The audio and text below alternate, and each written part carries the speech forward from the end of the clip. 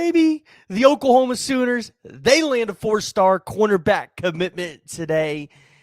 And Sooner Nation, you've asked, and it has been given. You have been heard. Jay Valai has been an absolute monster for Oklahoma on the recruiting trail, really changing the dynamic of this cornerback room for Oklahoma. Remember the days of old of having 5'8", 5'9", 5'10" guys in the cornerback room, and you're just sitting on your couch, running your hands through your hair with frustration?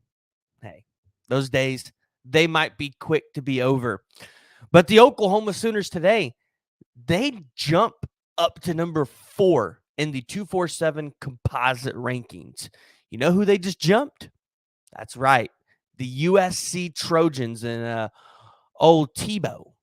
But the Oklahoma Sooners, we got to talk about the latest commitment. We got to talk about Tristan Haynes.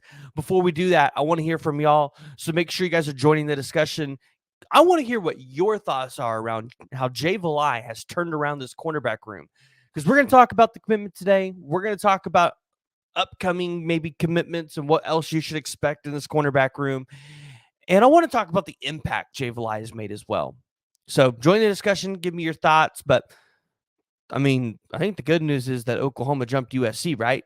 Oklahoma now has a composite score of 225.05, which puts them right behind LSU, who's at number 3 with 235.39. Man, Notre Dame, Ohio State, LSU, I feel like they're going to be a little hard to catch. Somehow, Syracuse is in the top 10. That one shocked me a little bit when I was looking at the recruiting rankings. But this now gives Oklahoma their 15th commit of the class. So what does that mean? Well, that means you're probably in the realm of 7 to 10 more commits left, and you're probably hugging more of the 7 to 8 range. And landing Tristan Haynes is a big deal because this was not a commit that you thought you were going to get at the beginning of the recruiting cycle. So he comes in at 6'2", 175 pounds. He brings in size in this cornerback room, like a lot of size. 247 has him ranked as 119th player. He's the 151st player according to the 247 composite rankings.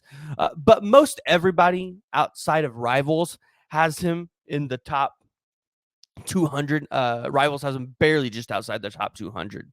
But Jay Valai and Brandon Hall, they kind of got together. They worked on Tristan Haynes, product of Carl Albert High School. And this has been a really good recruiting class here in the state of Oklahoma. And you've kind of cleaned up at Carl Albert, but this was one that you didn't think you were potentially going to end up with. But Tristan Haynes, you kind of saw Notre Dame get the predictions. We kind of talked about Georgia for a while, like, hey, Georgia's going to be in the mix. A&M was certainly in the mix there at one point. I believe he had an official visit scheduled with Miami as well. So for Oklahoma to be able to come out here and kind of get Tristan Haynes to shut it down early, I think it's important. But I also think it's kind of a telltale sign of what else is to come on the recruiting trail, because you saw the predictions start to be flipped or flow in for Kobe Sellers to end up at Texas A&M. And that was a guy that we looked at all recruiting cycle long and said, Kobe Sellers is an Oklahoma Sooner. Today, I think I'm ready to make the assumption, after talking to Kobe and a couple other people, Texas A&M's probably going to be the pick there. I originally made a prediction back in November for Oklahoma to land Kobe. I don't think we can stick by that anymore. All the signs, all the evidence point towards A&M getting Sellers. But I will say this. Oklahoma's cornerback room, even if you don't get Sellers, it's going to be in good shape. This cycle, you got Malik Hawkins, who, yeah, I'm ready to see that dude on the field. Cortland Gullery, who was a prospect. I don't think anybody expected us to land. Texas fans will tell you they didn't want him. They showed up right here in this chat and told us they didn't want him. And then now you add Tristan Haynes into that group. So we look at it and say, well, what's next? Whatever Brandon Hall wants to do, whatever he wants to add to that safety room, that's what's next. And then your DB class for 2025, it's kind of wrapped up.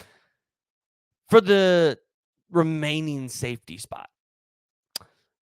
You all saw the predictions for Jonah Williams and Texas A&M, and I think it's giving your hopes up to expect a guy like that to come to Oklahoma. But Amarian Robinson, this is the guy that you guys should keep your eyes on, ears peeled for.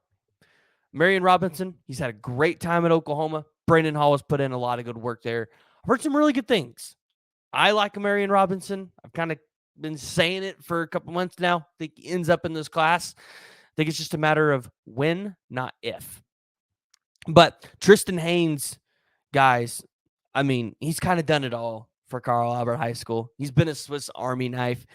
He had 51 tackles last season, 4 tackles for loss, 7 pass breakups, 3 forced fumbles, 3 interceptions. In his career, 121 tackles, 7 tackles for loss, 12 pass breakups, 3 forced fumbles, 5 interceptions, 1 fumble recovery. He's been a guy that's done it in the kick return game, the punt return game. He's played tight end. Like Tristan Haynes can do it all. Like he is an athlete.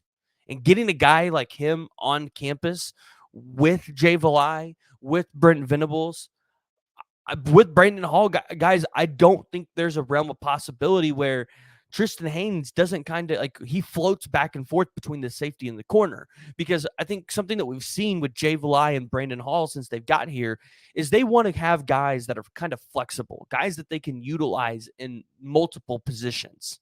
So I look at Tristan Haynes and I say he's got the athletic ability. He's done it in high school.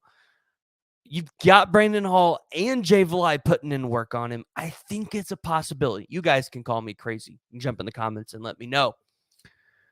But it's a big pickup for Oklahoma. Gives you your 15th commit. Now you're getting into the end game of this class.